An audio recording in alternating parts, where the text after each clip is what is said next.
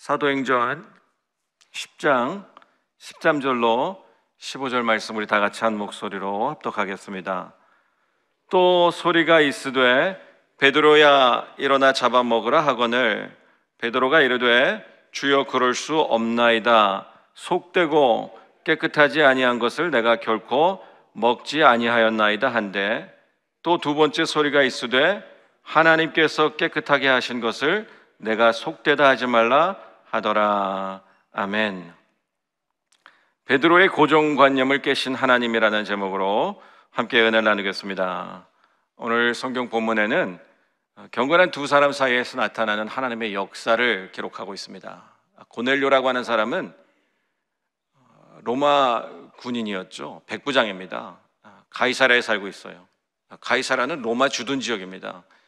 그 당시 유대 땅에 소요나 이방 땅을 점령하고 있는 로마인들이 자신들의 거점을 만들고 거기에 군대를 주둔시킵니다. 그래서 가이사랴는 예루살렘에서 100km, 지금 베드로가 있는 요빠에서는 한 50km 떨어져 있는 로마인의 도시예요. 로마인의 행정 도시고, 그 헤롯이 가이사랴가 로마의 황제가 자신에게 유대의 왕이 되게 해줬기 때문에 그 가이사랴의 이름을 빌려서 가이사랴라고, 시저의 이름 빌려서 시세리아라고 영어로 번역되어 있고, 여기는 가이사랴라고 이름을 지은 것이에요.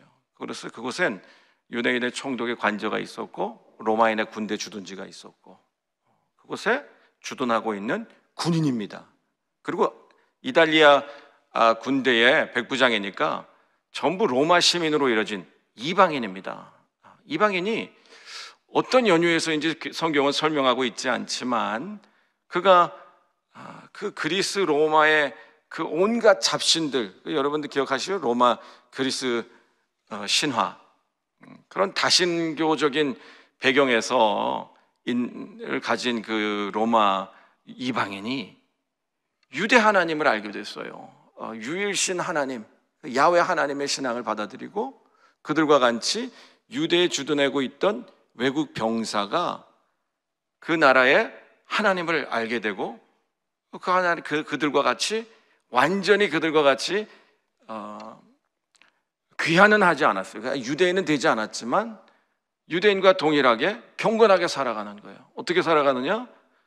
하나님을 예배하고, 그리고 구제하고, 그리고 항상 기도하였더라. 이날도 지금 기도하고 있는 겁니다. 제9시니까 오후 한 3시쯤 되는 시간에, 항상 근무 시간에 유대인들의 습관을 따라서 기도하고 있는 중에 환상을 봤습니다. 환상을 봤는데 천사가 나타나서 뭐라 그러냐? 사람을 보내어서 당신의 기도가 하나님께 상달되었다, 기억된 바 되었다. 하나님이 당신의 그 경건한 모습, 구제하고 열심히 기도하는 그 모습을 하나님이 봤다는 거예요. 하나님이 기억하셔서 오늘 당신의 기도를 응답하는데 빨리 사람을 보내서 요빠에 머물고 있는 베드로를 청하라. 그래서 그가 사람을 보냅니다. 자신의 부하 2명과 자신의 경건한 종 2명을 요빠에 보내는 거예요. 그리고 그 동시에 베드로도 다 기도하고 있는데 기도 가운데 환상을 봅니다. 환상을 보는데 뭐 그릇 같기도 하고, 보자기에 쌓여서, 내 모퉁이가 보자기에 쌓여서 이렇게 하늘로부터 내려오는데 그 안에 짐승들이 들어있어요. 그래 짐승들을 이렇게 보니까 온갖 4발 달린 짐승들 중에도 부정한 것, 기는 것들, 나는 것들, 유대인들이 먹지 못하는 레위기에 기록된 부정한 것들이 기록되어 있습니다. 돼지를 못 먹죠. 모든 갑각류, 새우, 우리가 좋아하는 새우, 전복 이런 거 못 먹습니다, 유대인들은. 근데 그런 것들이 아마 들어 있었겠죠. 근데 그때 하는 그 환상 가운데 들리는 말씀이 잡아먹어라. 베드로가 그럴 수 없습니다. 주님, 그럴 수 없습니다. 저는 이때까지 하나님의 율법을 어기고 이렇게 부정한 것을 먹은 적이 없습니다. 그때 하나님의 음성이 들리는데, 하나님께서 깨끗하게 한 것을 너가 부정하다 할 수 없다. 이러기를 3번을 반복하고 환상이 사라졌어요. 그리고 그가 그 환상이 무슨 뜻인지 이해하지 못하고 있을 그때에 고넬료로부터 부름받은 그 부하가, 종들이 와서 그에게 청하는 거예요. 저희 상사 의인이 당신을 청합니다. 그곳에서 하루를 머물고 그 다음에 가이사랴로 베드로가 가서 그에게 복음을 전하는 거예요. 복음을 전했을 때 성령이 그들에게 임해서 베드로가 깜짝 놀란 거죠. 아니, 이방인에게도 구원받고 회개하는 생명에 이르는 구원이 그들에게도 이르는구나 깨닫게 된 거예요. 이 구원의 이 역사로 이방인이었던 우리들에게까지 복음이 흘러 들어온 것입니다. 베드로는요, 어떤 사람이었느냐? 베드로는 변화상에서 예수님과 같이 올라갔다가 거기서 초막 셋을 짓고 여기서 삽시다 그랬던 사람이에요. 가이사랴 빌립보 올라가 가지고는 주는 그리스도의 살아계신 하나님의 아들이십니다 고백해서 그 고백 듣고 예수님이 안심하고 내가 이제 예루살렘에 올라가서 핍박을 받고 죽임당할 것이다 라고 그랬을 때 그런 일이 있을 수 없습니다. 그래서 예수님을 꾸짖고, 그래서 예수님이 사탄아 물러가라, 너가 사람의 일을 말하는구나. 예수님을 쫓아다니지만 예수님의 십자가 고난, 그의 죽음 이런 거 전혀 알지 못했습니다. 언제 아느냐? 예수께서 십자가에서 죽으시고 부활하시면서 그들에게 다시 사명을 주고, 너희가 승천 바로 직전에, 예수님 승천하시기 바로 직전에 너희가 성령을 받으면 온 유대와 예루살렘과 온 유대와 사마리아와 땅끝까지 이르러 내 증인이 될 것이다 라고 말씀을 주셨어요. 그래서 베드로가 그 말씀 듣고, 아, 내가 이 복음을, 우리가 기다렸던 예수님이 이런 우리 희생제물로 우리를 위해서 십자가에 달려 죽으셨고 우리가 그 복음을 전해야 되는구나 라고 알고 복음을 전하기 시작합니다. 그 복음의 박해가 있어서 베드로는 예루살렘 안에서 복음을 전하다가 굳이 그가 예루살렘 밖으로 나가서 복음을 전할 이유가 없죠. 그런데 바울의 기독교 박해, 기독교인 잡아 죽이는 박해가 시작되는 거예요. 스데반의 순교 사건이 일어나는 거예요. 그들은 이제 스데반이 집사에도 불구하고 돌에 맞아 죽게 되고, 그 바울이 지금 대제사장의 공문서를 가지고 합법적으로 기독교인들을 잡으러 온다. 그래서 유대 지금 예루살렘에 막 3,000명씩 5,000명씩 부흥돼 가지고 이미 큰 교회가 형성이 돼 있는데 그들이 기독교인 박해 때문에 흩어져 나가는 거예요. 그때 흩어져 나갔던 사람 중에 한 사람이 빌립입니다. 빌립 집사가 사마리아로 가서 복음을 전하는 거예요. 사마리아에서 복음을 전하니까, 사마리아는 어디죠? 이방인들과 혼합돼서 차라리 이방인들보다도 더 같이 교제를 하기를 꺼려했던 그런 집단이에요. 그러나 종교는 어느 정도 그들은 이해하고 있었어요. 왜? 그들도 그리심산에서 야훼 하나님을 섬기고 있었기 때문에. 그래서 그들에게 복음이 들어가는 것을 보고 빨리 그 빌립 집사가 예루살렘에 사람을 보내서 베드로를 청하죠. 그래서 베드로가 사마리아에 가서 안수하니까 그들에게도 성령이 임하는 것을 깨달았어요. 베드로가 깨닫습니다. 사마리아에게도 복음이 임하는구나. 그리고 그곳에 있다가 다시 루따로 갔고, 루따에서 8년 동안 중풍병 걸려 있던 사람을 고치고, 그곳에서 멀지 않는 곳에 루따에 와 있다는 소식을 듣고 요바에 갑자기 느닷없이 여제자 다비다가 죽었을 때, 루따에 지금 베드로가 와 있다. 그래서 베드로를 청해서 이곳에 빨리 와 주십시오. 죽은 여인에게 들어가서 그에게 기도를 했을 때 그 다비다가 살아나고, 그곳에 있을 때 어디에 있죠? 베드로가 요바에 있을 때 시몬 무두장의 집에 들어가서 그곳에서 유숙을 하고 있습니다. 시몬 무두장에는요, 여러분, 무두장에는 가죽 제공업자입니다. 그러니까 그가 요바에서 가장 지금 칭송받을 만한, 다비다라고 하는 훌륭한 여제자가 모든 사람들에게 칭송을 받는데 그가 갑자기 돌연사를 했을 때 그에게 들어가서 그를 살려냈습니다. 모든 사람들이 베드로에게 기도받기를 사모하고 그의 말씀 듣기를 사모하고 그의 집에 초청해서 그를 식사 대접하고 그와 함께 예배드리기를 사모하는 그때에 베드로가 무두장의 집에 들어가서, 무두장에는 여러분 시체들을 다루는 사람입니다. 살점을 떼어내고 가죽을 벗겨내는, 그래서 부정한 시체를 늘 만져야 되는, 우리 옛날로 말하면 지금 백정과도 같은 유대 민족 중에서도 가장 하층민, 가장 친송을 받을 그 자리에서 베드로는 내려가서 무두장의 집에 거하고 있는 거예요. 그때 베드로의 변화된 모습을 우리가 볼 수 있죠. 그가 사마리아에 가서 복음을 전하고 다시 또 무두장의 집에서 거하면서 정말 예수님께서 말씀하셨던 죄인들의 친구가 되고 낮은 자에서 섬기는 그 제자의 모습을 살아가고 있는 베드로의 모습을 보게 됩니다. 그러나 아직까지는 베드로는 너희가 온 예루살렘과 온 유대와 사마리아와 땅끝까지 이르러 내 증인이 되리라 할 때 땅끝이 어딘지를 아직 몰라요. 땅끝이 어딘지를 몰라요. 정말 이방인에게까지 복음이 흘러갈 거라고는 상상을 못하고 있습니다. 그래서 그때 요바에 있을 때 환상을 보고 나서야 이방인에게도 복음을 전하도록 하나님이 허락하시는구나, 가서 복음을 전하는 거예요. 베드로가 가이사랴에 도착해서 고넬료 앞에 섰을 때 그가 한 말이, 우리가 이렇게 복음을 너에게 전하는 것이 율법에 어긋나는 것을 너도 알지 않느냐라고 말을 합니다. 근데 지금 이방인과 교제하는 것이 모세 율법에 어긋나는 것은 아닙니다. 그들의 관습에 어긋나는 것이지. 모세 율법에서는요, 가나안에 들어가기 전에, 가나안에 들어가거든 이방인들과 언약을 맺지 말고 그들과 함께 통혼하고 그들의 아내와 그들의 딸을, 그들의 아들과 딸을 취하여서 결혼하지 말라라고 말했던 거예요. 그 이유는 무엇이었느냐? 신명기 34장에 보면은 너는 스스로 삼가 내가 들어가는 땅의 주민과 언약을 맺지 말라. 그것이 너희에게 올무가 될까 하노라. 신명기 7장 2절에서 4절 보면 내 하나님 야훼께서 그들을 내게 넘겨 내게 치게 하시리니 그때에 너는 그들을 진멸할 것이라.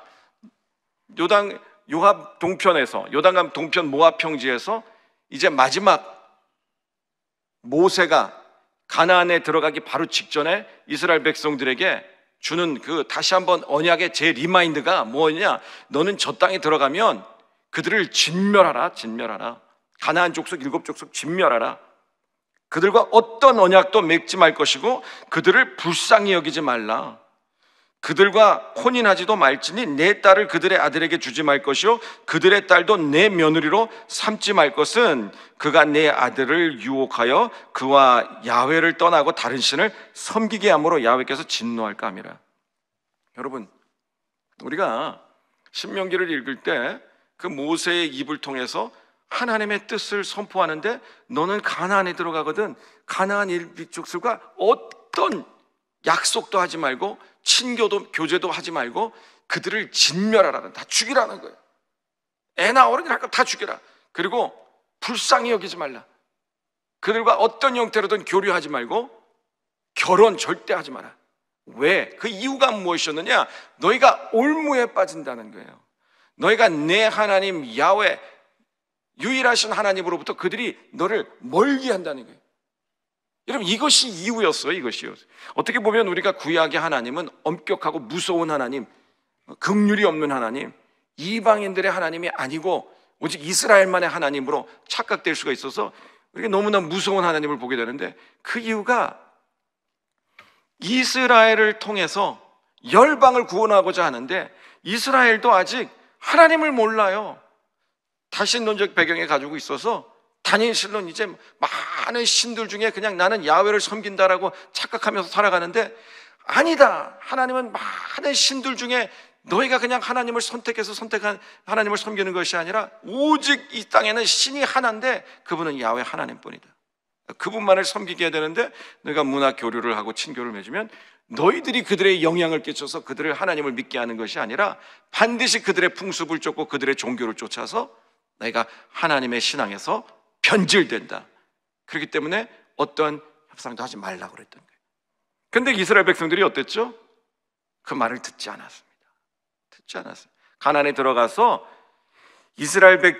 애굽 땅에서 나올 때부터 그들 안에는요 혼혈인들이 있었어요. 혼혈인들이 있었고 이방인들, 잡족들이 있었고 유대인 아닌 민족도 같이 떠났는데 그들이 끊임없이 이스라엘 사이에서 계속 잡음을 일으키고 가나안에 들어갔을 땐 또 그 기브온 민족이라고 그래서 속임을 받아가지고 가나안 족속을 내쫓지 못하고 그들과 그냥 혼합해 살아버렸고, 그리고 왕이 체제가 됐을 때는 솔로몬은 어땠습니까? 왕상 11절에 보면 솔로몬은 왕이 700명이요 첩이 300명입니다. 그 여인들의 왕의 마음을 돌이키게 하였더라. 솔로몬의 나이가 많을 때에 그 여인들의 그의 마음을 돌려 다른 신들을 따르게 하였으므로 왕의 마음이 그의 아버지 다윗의 마음과 같지 아니하여 그의 하나님 야훼 앞에 온전하지 못하였으니 이는 시돈 사람의 여신 아스타로 따르고 암몬 사람의 가증만 밀곰을 따름이라. 솔로몬이 야훼 눈앞에서 악을 행하여 그의 아버지 다윗이 야훼를 온전히 따름같이 따르지 아니하고 모압의 가증한 그모스를 위하여 예루살렘 앞 산에 산당을 지었고 또 암몬 자손의 가증한 몰록을 위하여 그와 같이 하였으며 그가 또 그의 이방 여인들을 위하여 다 그와 같이 한지라. 그들이 자기의 신들에게 분향하며 제사하였더라. 여러분, 솔로몬 때 와가지고는요 온갖 잡신들이 야훼 성전 앞에 같이 있고 야훼 성전 뜰 안에까지 들어와 있어요. 정략적으로 결혼을 해서 하나님이 그 땅을 지키고 계신데 자신들이 이방 민족들하고 같이 언약을 맺어서 우리도 너네 침략하지 않을 거야, 너희도 우리 침략하지 않아. 그 언약의 증거로 우리가 함께 결혼하자, 친구가 되자, 가족이 되자. 그래서 가족을 맺고 살아가는 거예요. 그래 가족이 됐으니 그러니 그들의 신도 들어오고 그들의 문화 풍습도 들어오고 그들의 식단도 들어오고 들어옵니다. 결국 그렇게 해서 선악 영향력을 끼쳐서 그들을 복음으로 변화시킨 것이 아니라 오히려 그들이 하나님의 신앙을 까먹어버려요. 그 결과로 이스라엘 백성들이 북이스라엘 멸망당하고 남유다까지 멸망당했습니다. 포로 지나고 70년 지나고 다시 예루살렘 땅에 도착했어요.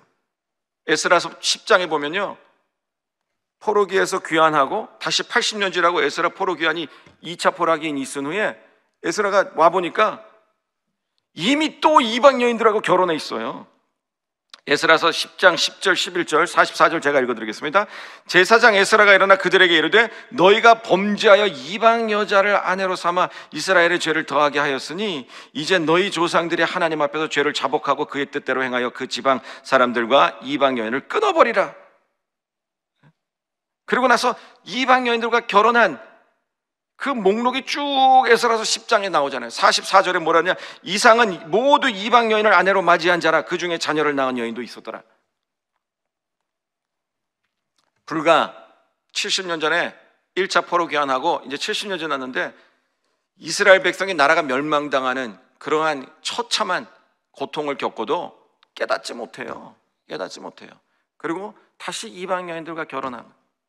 그래서 그 목록을 다 쳐서 제사장뿐만 아니라 레위인 모든 인들이 하나님의 말씀을 우습게 알고 다시 이방에. 그래서 그때 종교 개혁하고 다 그 인들과 다 떨어지게 하잖아요. 여러분, 지금 구약 성경은 포로 후기에 돌아와서 이스라엘 백성들이 왜 우리나라가 멸망당했느냐, 왜 이방인의 손에 압제당하고 나라가 이렇게 멸망당해서 우리가 속국이 돼서 오랫동안 고통당했느냐, 그것을 아주 철저하게 반성하고 회개하면서 적은 기록이 성경입니다. 구약 성경이에요. 예수님 오셨을 때 이들이 가지고 있던, 지금 포로 귀환해서 그들이 가지고 있던 성경은 모세오경이고, 그 모세오경을 근거로 우리가 하나님의 약속의 말씀대로 살지 않았기 때문에 나라가 멸망당하고 이런 고통을 겪었구나 하면서 그 모세 율법의 근거로 자신들이 살아왔던 삶을 돌아보면서 기록한 것이 모든 역사서예요. 역사서. 그러면서 생겨난 것이 예수님 오셨을 때 그들이 철저하게 율법을 문자적으로 지키는, 그 문자적으로 지키기 위해서 또 생겨난 그들만의 관습들이 있는 거예요. 그 관습 중에 하나가 절대 이방인들과는 상종하지 않는, 그들이 선민이어서 다른 이방 민족보다 우월감이 있어서가 아니라 모세의 율법을 어긴 거로 인해서 나라가 멸망당하고 지금도 이방인의 속국으로 살아가고 있기 때문에 우리가 모세 하나님의 율법을 지킨다, 문자적으로 철저하게 지킨다, 그 율법을 행여라도 혹시로 실수로 어길 수 있는 것을 방지하기 위해서 또 다른 관습들을 만들어서 근처에도 가지 않는 거예요. 그래서 그만큼 철저했던 이스라엘에게 하나님이 권한을 주는 것이 이방인들에게 복음을 전하라고 하는 거예요. 베드로에게는요, 있을 수 없는 일이죠. 있을 수 없는 일이죠. 그러나 그가 하나님의 구속 사역을 이제야 깨닫습니다.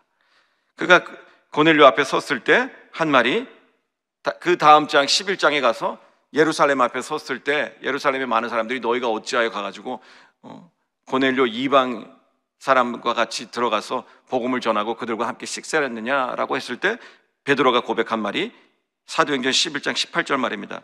그들이 이 말을 듣고 잠잠하여 하나님께 영광을 돌리려 이르되 하나님께서 이방인에게도 생명을 얻는 회개를 주셨도다 하더라. 몰랐다는 거예요. 정말 몰랐다는. 그들은 자신들과 같은 유대인을 구원하기 위해서 예수께서 십자가를 지셨고, 그리고 같은 야훼 신간을 어느 정도 공유하고 있는 사마리아인에게까지는 복음이 흘러가서 그들이 구원받는 것을 내가 목격하고 이해를 했어.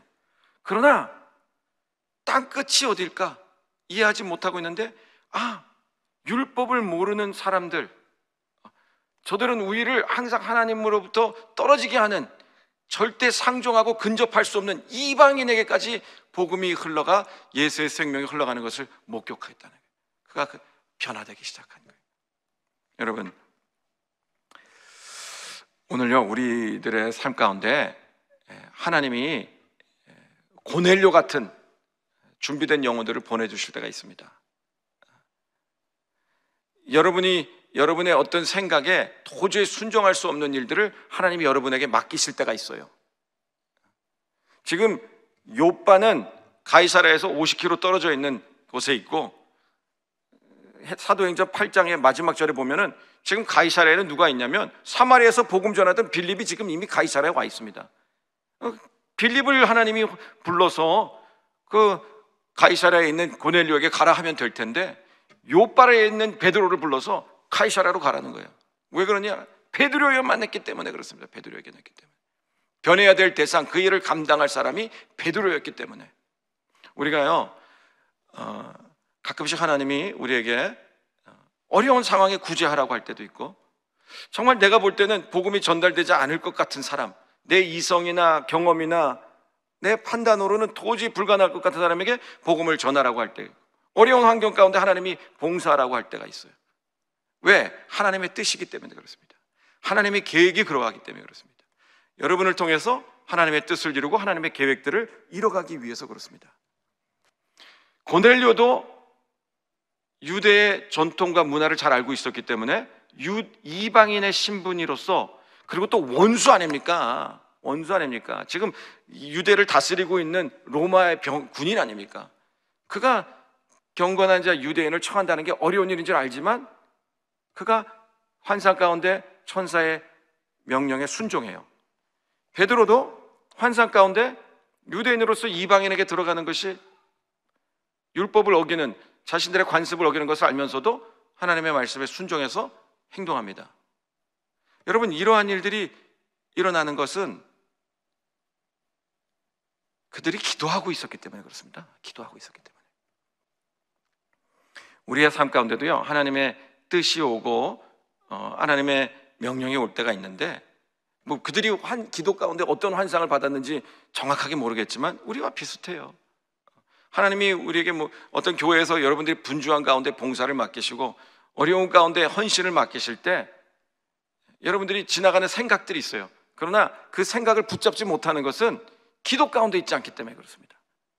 기도 가운데 들어오는 생각들은 우리가 붙잡을 수 있어요. 그래서 어려운 환경 가운데 하나님께 순종할 수 있어요.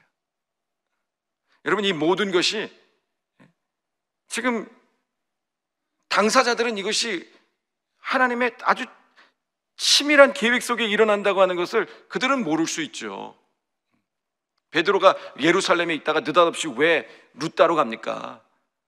룻다에 있다가 갑자기 느닷없이 왜 요바로 갑니까?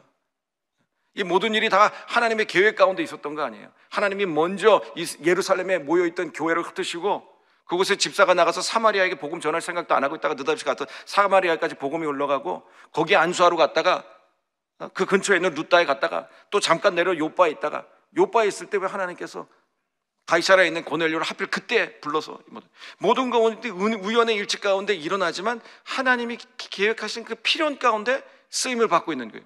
그 하나님의 계획에 동참할 수 있느냐 없느냐는 하나님의 뜻을 분간해야 되는데 그것은 기도 가운데 가능하다는 거예요. 기도 가운데.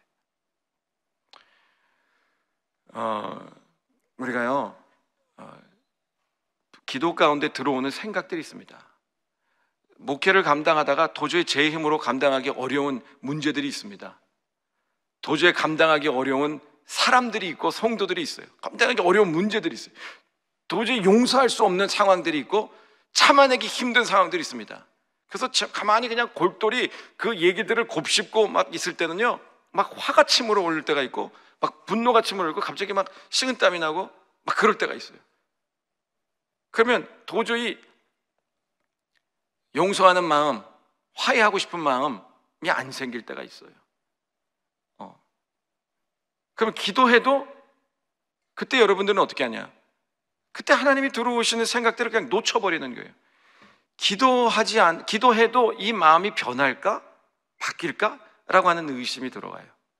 근데 그때 여러분 기도를 하면 신기하게도 좀 전에 정말 아주 못됐다, 나쁘다, 어떻게 그럴 수 있지?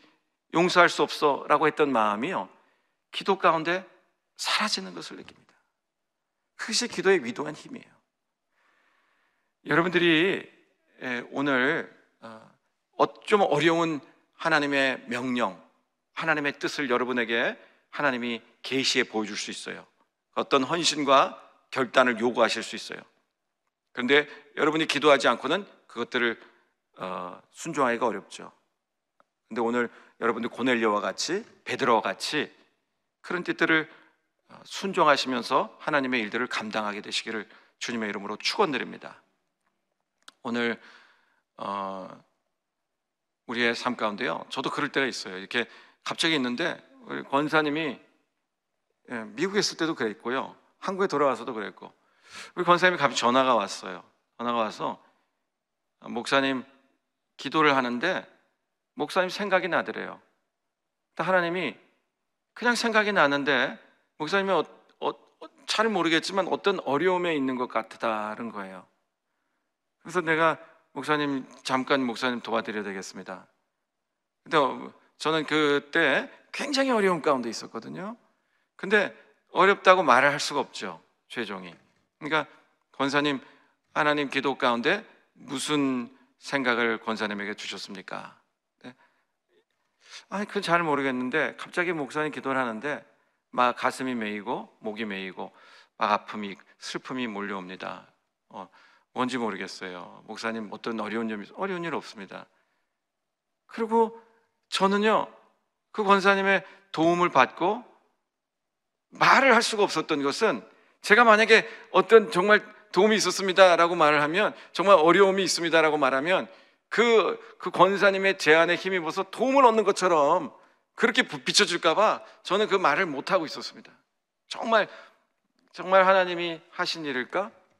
그리고 그 권사님 늘 간간히 전화해서 저의 안부도 묻고 그러니까 그냥 그 권사님의 배려와 선한 마음이겠거니 라고 생각만 하고 흘러갔죠. 그런데 주의 종보다 기도를 많이 하고 있는 권사님들에게 나타나는 그런 하나님의 역사들입니다. 하나님의 뜻들입니다. 종은 기도를 하지 않기 때문에 그 일을 그냥 우연히 지나가는 일치였겠지. 하나님 감사합니다. 그러고 뭘 넘겼지만 그 권사님은 하나님의 분명한 뜻을 깨닫고 하나님의 선한 뜻들을 이뤄가는데 동참하고 있었던 거예요. 여러분 우리가 반복되는 일상에서 가장 기쁠 때는요 내가 하나님의 뜻을 구분하고 그 뜻을 내가 오늘 이루고 있다는 것을 느낄 때입니다. 오늘 여러분들도 고넬료와 같이, 베드로와 같이 기도 가운데 하나님의 뜻을 늘 분별하시고, 비록 어려운 가운데 있지만 그 뜻을 이루어갈 때 여러분들의 삶 가운데 날마다 신앙생활에서 기쁨이 있는 걸 깨닫고, 오늘도 고넬료와 베드로와 같이 하나님의 뜻들을 이루어가시는 여러분들 되시기를 주님의 이름으로 축원드립니다. 기도하겠습니다. 사랑의 주님, 우리가 고넬료와 같이 우리가 경건하기 원합니다. 하나님 앞에 거룩하기 원합니다. 그가 예수를 알지 못하는 유대의 종교를 받아들이고 하나님 앞에 열심이었던 자였는데, 그의 기도도 들으셔서 그에게 복음을 전하게 하신 하나님, 도저히 머릿속의 관습으로는, 내 판단으로, 이성으로는 이 일들을 감당할 일이 아닌데 하나님의 명령에 순종해서 복음을 전해서 큰 역사들을 이뤄간 베드로, 우리가 이 두 경건한 사람 사이에서 하나님 우연히 일어난 일 같지만 하나님의 치밀한 계획 가운데 이루어지는 하나님의 역사들을 봅니다. 오늘도 동일한 역사가 우리의 삶 가운데 일어나는 줄 믿습니다. 오늘도 이곳에 경건하신 우리 경건한 성도님들이 모여 계십니다. 이곳에 기도 가운데 하나님, 고넬료가 환상을 보고 하나님의 뜻에 순종했듯이 베드로가 환상 가운데 보고 그의 모든 고정관념, 관습을 깨뜨리고 하나님의 말씀에 순종했듯이, 오늘 이곳에 계신 우리 성도님들이 기도 가운데 하나님의 환상을 보고 하나님의 음성을 듣고 하나님의 뜻을 깨닫고 오랫동안 결단하지 못했던 것, 오랫동안 마음에 품지 못했던 생각, 오랫동안 하나님의 뜻을 계획하지 못했던 것들을 하나님 다시 한번 생각하고 꿈꾸고 결단하는 시간 되게 도와주시옵소서. 우리가 형식적인 예배에 매여서 반복되는 신앙 가운데 감동이 사라지고 신앙이 둔감해지는 것을 막아내기 원합니다. 오늘 그 감격 안에서 하나님의 뜻을 날마다 이뤄가는 그 감격 안에서 늘 식지 않는 열심이 있게 도와주시옵소서. 오늘 하루의 삶도 우리 성령과 동행해 주시고 말씀 붙잡고 승리하는 우리 성도님들 되게 도와주시옵소서. 이 모든 말씀 우리 주 예수 그리스도 이름으로 기도드립니다. 아멘. 하늘에 계신 우리 아버지여, 이름이 거룩히 여김을 받으시오며 나라가 임하시오며 뜻이 하늘에서 이루어진 것 같이 땅에서도 이루어지이다. 오늘 우리에게 일용할 양식을 주시옵고, 우리가 우리에게 죄진 자를 사하여 준 것 같이 우리 죄를 사하여 주시옵고, 우리를 시험에 들게 하지 마시옵고 다만 악에서 구하시옵소서. 나라와 권세와 영광이 아버지께 영원히 있사옵나이다. 아멘. 시간 나라와 민족을 위해서 여의도 순복음교회와 이영훈 대표 총회장님의 목회 사역을 위해서, 여의도 순복음 분당교회와 황선웅 담임 목사님의 목회 사역을 위해서, 성령 충만과 개인 문제 해결을 위해서, 4월 9일 새생명 전도 축제를 위해서 기도하겠습니다. 담임 목사님 미국 선교 일정 중에 계신데 모든 일정 문제없이 잘 감당하시고 오실 수 있도록 기도해 주시기 바랍니다. 오늘 하루도 우리의 문제를 놓고 우리 다 같이 주여 삼창하고 기도하며 나가겠습니다. 주여, 주여, 주여.